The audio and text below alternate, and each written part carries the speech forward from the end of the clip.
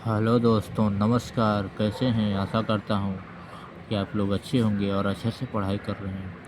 तो चलते हैं, आप लोगों के लिए फिर जो है मैं एक प्रैक्टिस सेट लेके आया हूँ।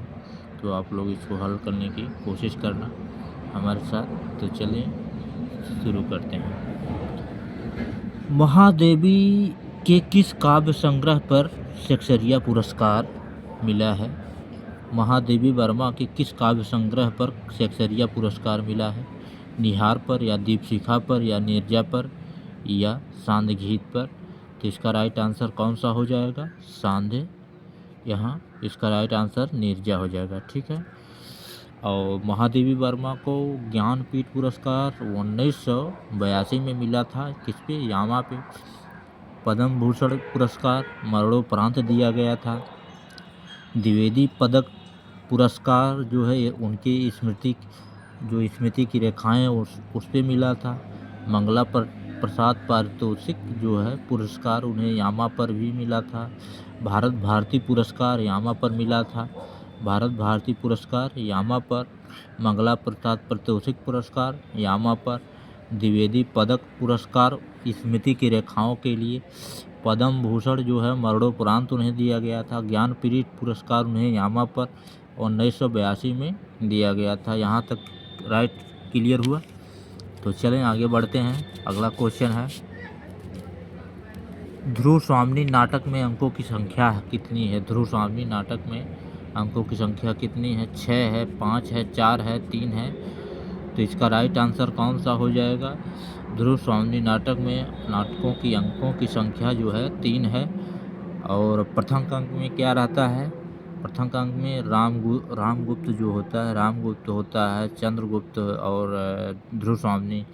तो प्रथम अंक में रामगुप्त की जो है कमजोरी को दर्शाया गया है। रामगुप्त कैसे किस प्रकार की हरकतें करता है, उसकी कमजोरियों को दर्शाया जाता है। और दूसरे अंक में जो है चंद्रगुप्त जो है ध्रुव स्वामिनी का रूप धारण करके सकराज के शिविर में जाता है और वहाँ पे लड़ाई झगड़ा और सब कुछ करता है। और तीसरे अंक में रामगुप्त का जो है पतन हो जाता है। जो शिखर स्वामी होता है वह जो है मगध का अमात्य होता है, तो उससे वो लड़ाई मतलब वहाँ पे लड़ाई झगड़े होने के बाद तीसरे अंक में क्या होता है कि ध्रुव स्वामिनी से शादी हो जाती है। किसकी? चंद्रगुप्त मौर्य की। ठीक है। अब चलते हैं तीसरे क्वेश्चन की तरफ। तीसरा क्वेश्चन है, रामानंद के शिष्य नहीं हैं, तो कौन कौन से नहीं हैं? रामानंद के शिष्य नहीं है, तुलसीदास या नरहरानंद या पीपानंद या सुरसरानंद?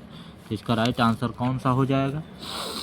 रामानंद के शिष्य तुलसीदास नहीं। तुलसीदास किसके शिष्य हैं? नरहरानंद के। ठीक है। नरहरानंद किसके हैं? रामानंद के। तो और पीपा सुरसरा, तो रामानंद के शिष्यों में कबीर हैं, रैदास यानी रविदास, पीपा हैं, धन्ना हैं, सेन हैं, अनंता दास हैं, सुखानंद हैं, सुरसरा हैं, नरहरि हैं, भावानंद हैं और पद्मावती हैं और सुरसरी, ये 2 महिलाएं भी हैं। और इसमें जात पात का जो है सभी जातियों के, जैसे सेन जो है नाई थे शायद, इसमें सभी जातियों, कबीर जुलाहा थे। इस प्रकार सभी जातियों को उन्होंने अपनाया था अपने शिष्यों के माध्यम से। ठीक है। तो यहाँ तक क्लियर हुआ। अब चलते हैं चौथे क्वेश्चन की तरफ। चौथा क्वेश्चन है, इनमें से सर्वाधिक टीकाएँ किस पुस्तक पर उपलब्ध हैं? बिहारी सतसई या शिवा बावनी पर, या रामचंद्रिका पर, या मतिराम सतसई पर? तो इसका राइट आंसर हो जाएगा बिहारी सतसई पर। बिहारी सतसई में कितने दोहे हैं? 719 के करीबन दोहे हैं। और इसमें सबसे ज़्यादा टीकाएँ किसमें हैं? 50 से अधिक टीकाएँ बिहारी सतसई में जो है मिलती हैं। और इसमें सबसे ज़्यादा फेमस टीकाएँ भगवान दीन की हैं और हरिचरण दास की हैं। और शिवा बावनी भूषण की है, वीर परक कविता है, रामचंद्रिका केशव दास, मतिराम सतसई मतिराम की है। ठीक है।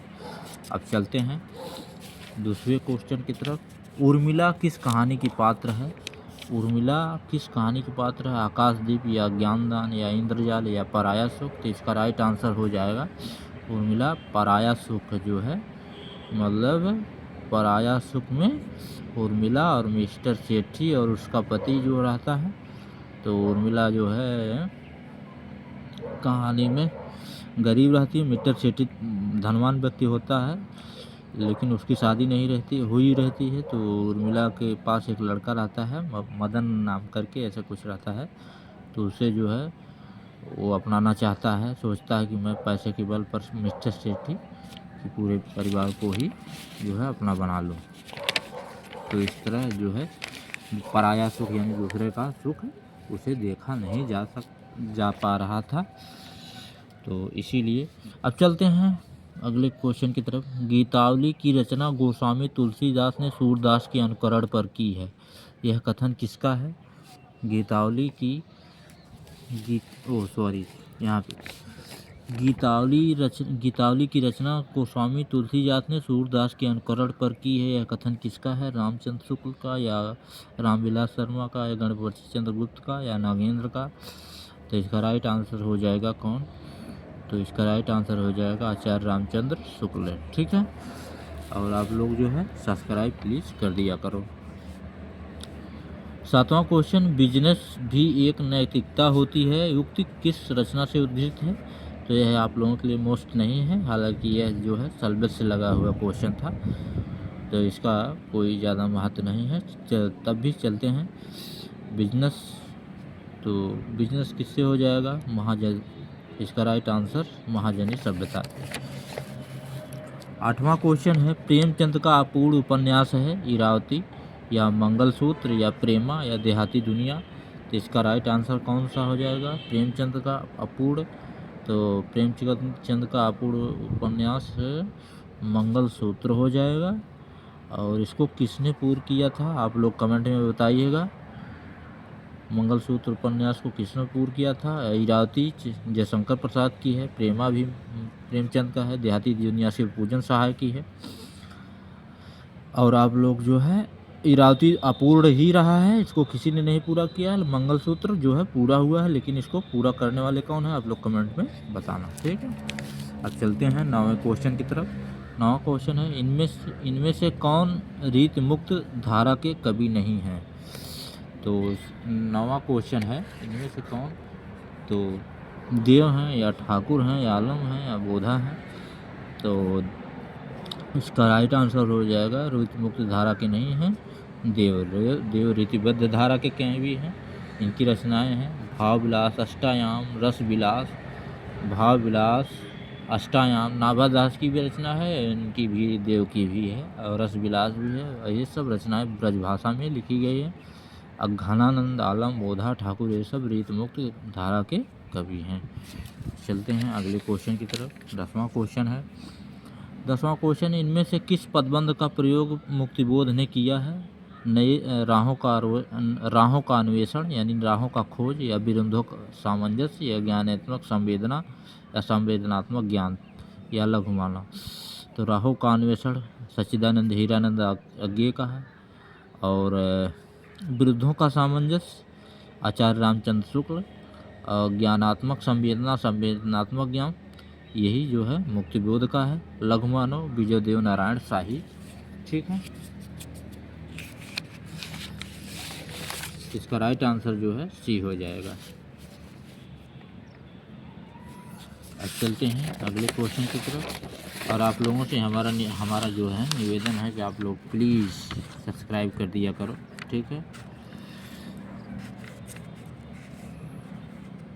11वां क्वेश्चन है, असली शिक्षा स्कूल छोड़ने के बाद होती है और वही हमारे जीवन में काम आती है। यह पंक्ति किसकी है? भीष्म साहनी, या प्रसाद, या यशपाल, या प्रेमचंद? इसका राइट आंसर हो जाएगा प्रेमचंद।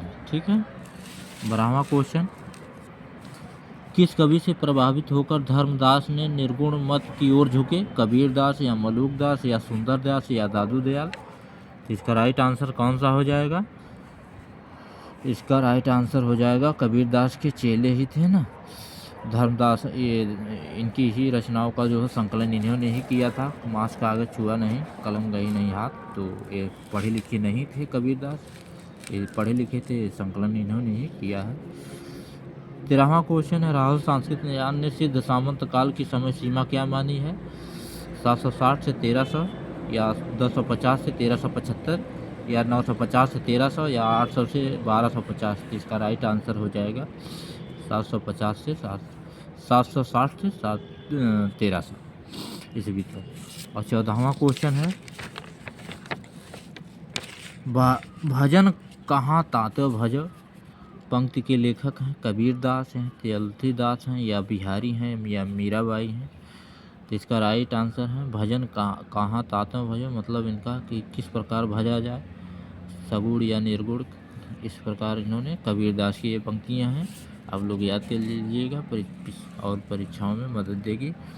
15वां क्वेश्चन है, लक्षण ग्रंथ का अभिप्राय क्या है? काव्यांग, निरूपण ग्रंथ या चरित काव्य या महाकाव्य या खंड काव्य। तो इसका राइट आंसर हो जाएगा काव्यांग निरूपण। ठीक है, अब चलते हैं 16वें क्वेश्चन की तरफ। 16वां क्वेश्चन है, आंखें चुराना मुहावरे का अर्थ क्या हो जाएगा? स्तब्ध यानी चुप हो जाना, स्वावलंबी मतलब घमंडी होना, या स्वार्थ सिद्ध करना या अनदेखा करना। तो इसका राइट आंसर कौन सा हो जाएगा? आंखें अनदेखा कर देना। ठीक है, अब 17वां क्वेश्चन है, अष्टपदी योग ग्रंथ के रचयिता का नाम क्या है? हरिदास निरंजनी या जम्बनाथ या जो है रामचरण दास या सूरदास। तो इसका राइट आंसर हो जाएगा हरिदास निरंजनी। ठीक है, और 18वां क्वेश्चन है, प्रगतिशील लेखक संघ का प्रथम अधिवेशन कब और कहाँ हुआ था? 1936 इलाहाबाद या लखनऊ या कलकत्ता या लाहौर। तो इसका राइट आंसर हो जाएगा लखनऊ में मुंशी प्रेमचंद्र की अध्यक्षता में। ठीक है, 19वां क्वेश्चन है, ठगनी क्यों नैना झमकावे, ठगनी क्यों नैना झमकावे पंक्ति का उपयोग किस कहानी में हुआ है? तो गदल में हुआ या पराया सुख में या ठाकुर का कुआं में हुआ या कफन में। तो इसका राइट आंसर हो जाएगा पराया सुख में। ठीक है, अब चलते हैं 20वें क्वेश्चन की तरफ। 20वां क्वेश्चन है, दाख छाड़ी कटुक निबोरी को अपने सुख मोह हैं पंक्ति के लेखक हैं कौन है? भूषण हैं या तुलसीदास हैं या सूरदास हैं या मीराबाई हैं। तो इसका राइट आंसर हो जाएगा सूरदास। ठीक है, और प्लीज़ आप लोगों का सेशन यहीं पे हम समाप्त करते हैं। ज़्यादा टाइम हो जाता है, वीडियो अपलोड नहीं हो पाता है, तो आप लोगों से हमारा यह क्षमा प्रार्थना है। आप लोग हमारे साथ बने रहने के लिए धन्यवाद।